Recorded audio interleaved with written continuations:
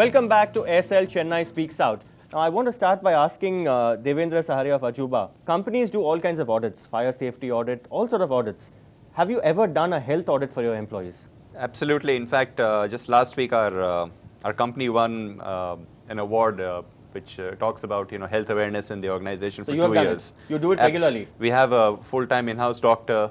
Okay, most companies have doctors, company doctors, but those company doctors actually, they tell you even if you're not well or not, it's okay, you can come to work. I mean, that's the common perception. But that's why we, I said we won these awards. Yeah. I've had a situation where this young guy had chicken pox, and the company, his manager and the doctor said, "No problem, come." I said, "Go, man, you'll infect the whole team." Yeah, you'll get a paid holiday. They'll get a paid holiday. But with swine flu, it never really happened. Swine flu, they were paranoid almost. How many of you in the audience, yes ma'am, if you can pass the mic to the lady behind. Have you been through a health audit? Have you had a periodic medical checkups in your office? Of course, I was having medical checkups, but there was no company as I know who brings out for stress management. They bring out physicians, general physicians for health audits. Pass the mic to the other HR professional. See, HR companies I know, HR departments I know sometimes actually ban comparisons. Like say when appraisals take place, it's natural for people to actually compare how much did you get, what was your raise, when you know their performance because you're working along with them. But I know that certain HR departments have, in their increment letters itself mentioned it's an offense to actually compare. So how do you then detect discrepancies? How do you then point out favoritism? Comparisons are not allowed in any organizations. And but why not be, Latha, why can't it be a transparent democratic process? Sure, I'll just explain on that. Like, see, every company targets appraisal, pushing and all that because you need to really answer stakeholders, as he said. I think it's normal, it's realistic. I think like in my view, the way you put it to the individual, like the way you're able to explain, the boss explains to the employee after an appraisal. See, we have something called a feedback mechanism. Most of the times that is not transparent. So you rate an employee and it's there in the paper, and then only when he gets a salary revision letter he sees, oh, I got 2 on 5. They don't even tell him properly most of the time. So this feedback mechanism, see, and that has to be one-to-one. Self-assessment. Do they have self-assessment? Is that the norm today? Self-assessment across the board? Every company, I guess, has a self-assessment, a one-to-one meeting between an employee and the boss. How sensitive the boss is in being able to put through whatever is happening, I think is very, very critical. So it's more, not only the target, it's the psychological way of how you deal with that individual. So today, in today's world, people jump jobs just at the drop of a hat. So, this loyalty and trust that we talk of is actually, it can't be a one-way street. Do you believe that's one of the reasons why sometimes HR departments don't want to invest too much in an individual because they don't know how long he's going to remain in the organization? You see, basically, if you look at the triangulation of strengths of any organization, it's basically people, process and technology. These are the 3 pillars on which you build. Now, in terms of job changes, there could be several reasons. I've changed a job, so the reasons, I'm not getting into the reasons of it. But the fact is that any decent company realizes that today, the greatest asset that they have is people. And I think the better companies, the better bosses ensure that good training takes place, capacity building takes place, energy takes place, because ultimately it's the sum total of the energies of all these individuals put together, which adds to your bottom line or your top line. So I don't think you can say that, people are not investing, good companies are not investing in human beings, they're not investing in their training because they feel that in any case attrition is going to be high and this guy's going to leave. I don't believe that at all. What do you do as a HR? If someone comes and tells you that they want to jump jobs, they want to change jobs, what do you tell them? Do you have a process where you counsel him and try to make him stay, or you say, okay, fine, the door is wide open? We have a process called exit interviews. We conduct an exit interview with the employee who has submitted a resignation. Is that to stop him or just to find out why he's leaving? Find out why he's leaving. Not to stop him. No. Do you make an attempt to actually genuinely stop him from leaving? Yes, the lady behind you, please. No, I had some problem in my company and I wanted to talk to the HR. Not even a single HR helped me. I feel HRs are working only for the management and not for the employees. Okay, that's an important, yes. See, the HR department, there's this level of mistrust. The HR department is viewed as a stooge of the senior management. And, it's like an intelligence wing, perhaps in a police department. So they will carry tales, this employee is talking about you, this employee is gossiping in the office. So there is that, how do you deal with that level of mistrust if you are to help them in the first place? See, in our office or any office I would see, there's a space for HR where we have a time. Anyone can come and meet in HR for say like 4 to 5 or 5 to 6. You have no time. People really utilizing this? The thing is, whenever HR is sending a mail, it goes to a junk box. Okay, it's something where people don't read it. We say that, okay, it's a space for you. It's a one-to-one meeting. People say, I have a deliverable. I have to go for a deliverable. I cannot come. Because if they don't fulfill that, you will pull them up, right? You will send the pink slip. No, it's not like that. See, even we, see, as he said, there's an exit interview. We do a counseling before that. Exit interview is the one which happens in the end. But someone who puts out a paper first comes to the HR. So we call them and say them that, okay, boss, what is their issue? Okay, how we can help you out? Okay, when they say, okay, I have got something big, something there. We try to say that, okay, what is that? We can compare and give out something. But how many people comes back and talk to us saying that this is my problem? They say that, okay, when they want something, they want to be very clear saying that, okay, I want to jump. When there's an issue, if they really come out and talk, if that's the case, definitely we can find a solution. Siddharth, you're an entrepreneur. Many young executives tell me that they quit for 3 reasons, or they jump jobs for 3 reasons: lack of flexibility, opportunity, and balance.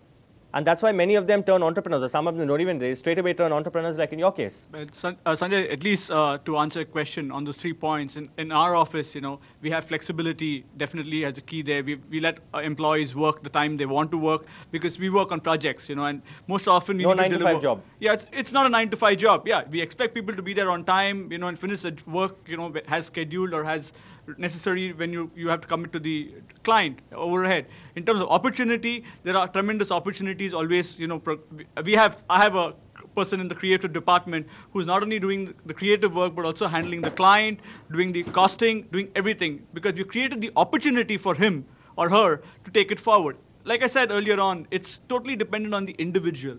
And I have a point over here, Sanjay. We're talking about boss, we're talking about employee burnout, but how much of this, is taught or trained at the preliminary level, at the education system itself? Are we geared up to talk about emotional quotient? How do we decide, who's a perfect boss or who is a good boss? What is the criteria for that? Okay, so somebody who actually wields the stick and who actually is driving you to perform to your potential could sometimes become unpopular. Absolutely. I think he has a very good point. That's what I was saying, like how you're able to put it through. So the EQ of a person is very, very critical. I think most of the time we just don't pay attention to that. You don't agree? No, nobody gets trained for that. I agree with her. But what happens invariably, the guy who gets promoted is perhaps the guy who has worked hardest in the last 6 months. So is that always the case? Somebody who works hardest gets promoted, or is it somebody who actually gets brownie points, who as they say, curries favor with the senior management, remembers their birthdays? It's not like many times. You know what? I would rather say like a guy would get promoted not only based on what he has done for the past 1 year. I would say like comes from the seniority. Being politically correct, you're trying to please your boss who's watching yeah, the show. it happens many times. How many of you would you guess? The lady there, yes. You get promoted on what basis? No, not yet. Okay, you haven't yet got your promotion because you're not been... Yeah, actually HR department is there in each and every concern, but it refers to human resources, but they work only for the resources of the company. Only for the management of the company, they are being as HR, not for the employees. Even for every appraisals, they are saying that they are going to conduct appraisals. But they are conducting appraisals for 360 degree, we are filling the form and everything is going on. And they say that we will inform you about the results of the appraisals, which you are going to get in. But the time comes until the next appraisal terms also comes, but no results we are getting. It's an eyewash, Dave. He's saying it's probably an eyewash. You go through this whole rigmarole of 360 degree Probably it looks like an eyewash only. Just we are not getting recognized. What do you feel? So we have a mentality that what sort of work we provide, there is no acknowledgement for it. They are not recognizing it. Which is what Latha spoke of at the beginning. Sometimes if any feedback, no feedback, whether good or bad, you don't, and you keep the employee guessing. Is that right? Yeah, most of the time. Okay, yes. So that makes us to get stressed a lot. Yeah. Okay. Nowadays, what happened? It's a common trend which has come up is they are calling human beings or employees as resources or even bodies in many companies. They say one body has joined. 2 body has joined. Yeah. Do they actually do that, or they actually do. They actually do. But like it depends on the company. They treat you as statistics and as numbers. In other words. As numbers. Okay. Like 2 have joined, 3 have joined, and 2 have left. There are people who are kind of burning out and they want to leave. It depends on how good that person is basically and how important that person is as an asset. So if this guy is a good worker and if this guy has got a special skill, then they go all out to make sure this chappie gets what he wants.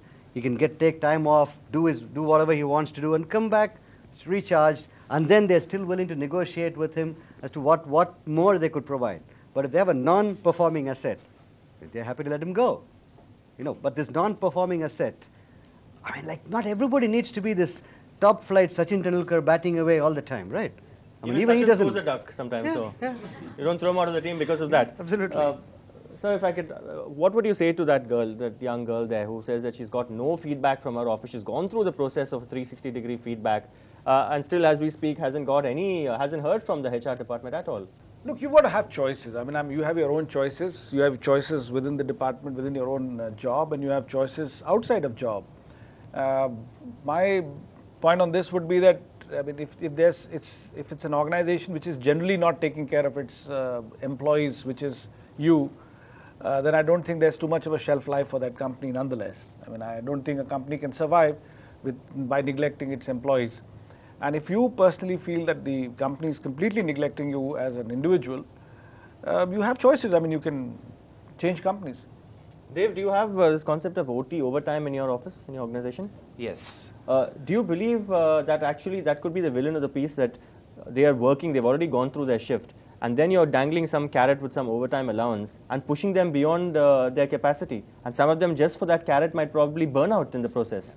Sanjay, we have the concept of overtime, but we don't dangle it as a carrot, we actually discourage it.